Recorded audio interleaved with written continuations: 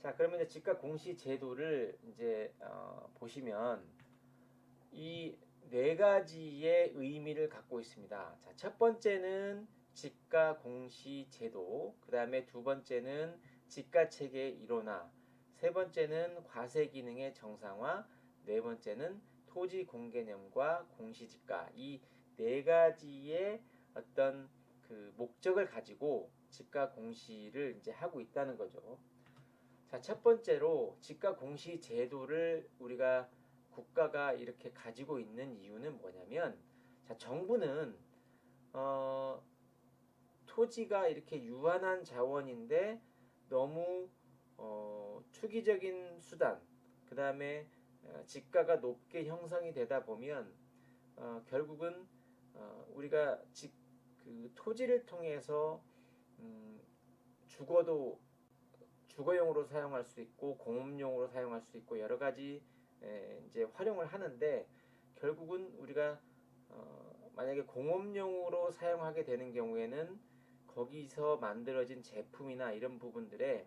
지가가 높음으로 인해서 원가를 상승시키는 요인이 되죠. 자, 그러다 보니까 그렇다고 하면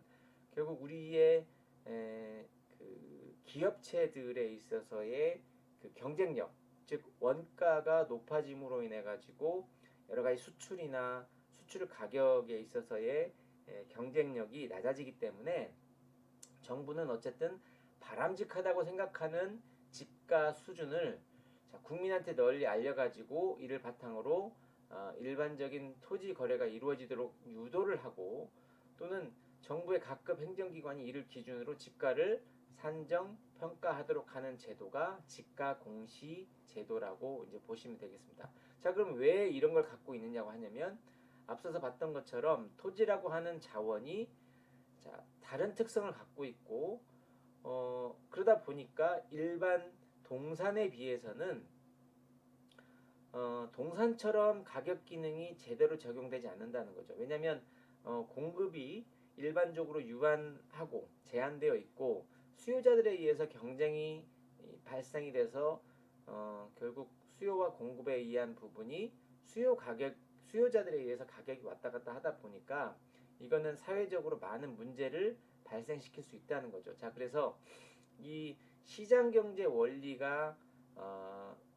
제대로 작동이 될 수 없는 물건 또는 재화이다 보니까, 자, 국가에서 또는 정부가 이를 어느 정도는 관리하기 위해서 지가 공시 제도라고 하는 부분으로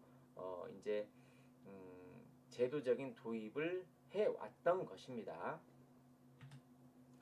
자, 그래서 정책을 수립하거나 집행하는 과정에서 정부가 객관적인 지가의 평가를 하기 위한 부분에서 이제 지가 공시 제도를 도입을 했다는 것입니다. 자, 그 다음에 이제 지가 체계의 일원화는 앞서서 본 바와 같이 지가가 폭등을 하고 그에 따른 사회적 현상이 일어나는데, 그러면 세금으로 적정하게 그 부과를 하거나 또는 각종 부담금을 부과함으로 인해 가지고 그걸 통해서 국가가 지가를 어느 정도 관리하고자 하는 목적에서 이런 그 지가 체계를 일원화하는 부분이죠. 자, 그래서 잣대를 하나로 가지고 감으로 인해서 모든 국민들이 기준이 동일하구나, 이런 그런 시장에 받아들이게 함으로써 정책적인 어떤 그 수단에 있어서 또는 집행을 함에 있어서 신뢰성을 갖고 하는 어떤 그런 부분으로서 이제 이 지가 체계의 일원화를 가져오게 한 거죠. 자, 그 다음에 이제 과세 기능의 정상화입니다. 즉 과세 표준이 일반 국민들한테 신뢰성이 높아짐에 따라서 여기에 세율을 곱해서 그 이제 우리가 세금이 결정이 되는데, 이 여기에서 결정된 세금이 국민들한테 설명되어질 때 이거는 공평하게 부담이 되는 것이고, 그 다음에 주변에 있는 사람에 비해서 내가 많이 낸다 또는 적게 낸다 이런 부분들을 이제 신뢰성을 가지다 보니까 이게 이제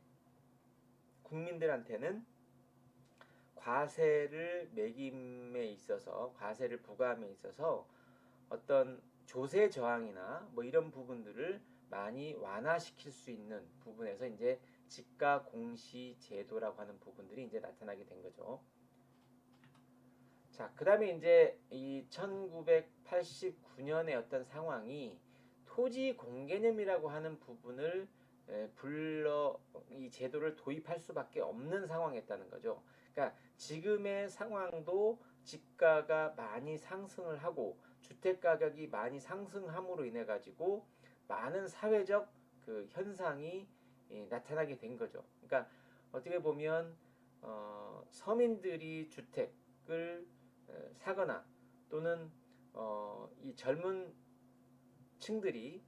자기가 살 수 있는 공간들을 만들어가지 못하는 이로 인해 가지고 발생되는 여러 가지 사회적인 문제점들이 발생이 되다 보니까 이제 이러한 부분들을 지금도 과세나 이런 부분으로 해결하려고 했던 거죠. 근데 1989년도의 상황도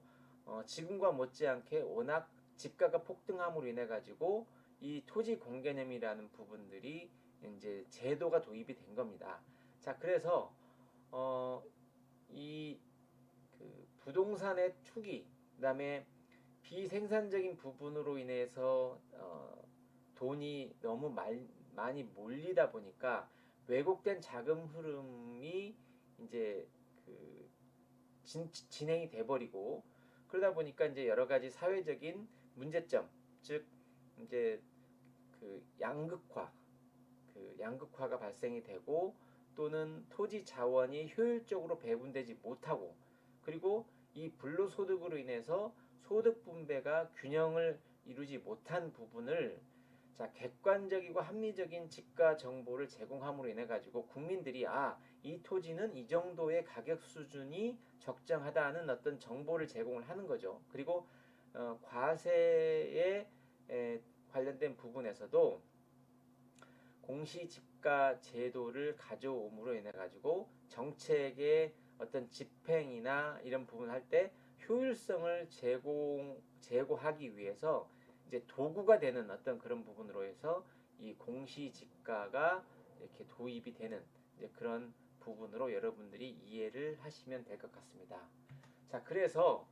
이 토지 공개념과 공시지가는 이 당시에 워낙 지가가 폭등하다 보니까 토지 공개념 3법이라고 하는 부분으로 우리가 이해를 하시면 될 것 같은데 그 당시에 이제 제정이 되고 집행이 됐던 그 법이 택지 소유 상한에 관한 법률과 그 다음에 두 번째는 개발이익 환수에 관한 법률, 그 다음에 세 번째는 토지 초과 이득세법이 강력하게 시행이 됐던 거죠. 자, 그런데 지금은 이 택지 소유 상한에 관한 법률하고 토지 초과 이득세법은 위헌 소지가 있어서 그 당시에 최초의 일정 기간 동안 시행이 되어 오다가 이제 위헌 소송이 제기됨으로 인해 가지고 지금은 시행이 되지 않고 있습니다. 다만 이번에 있어서의 개발이익 환수에 관한 법률은 현재까지 시행은 되고 있지만 최초에 제정되었던 상황보다는 많이 완화된 상태에서 지금까지 법이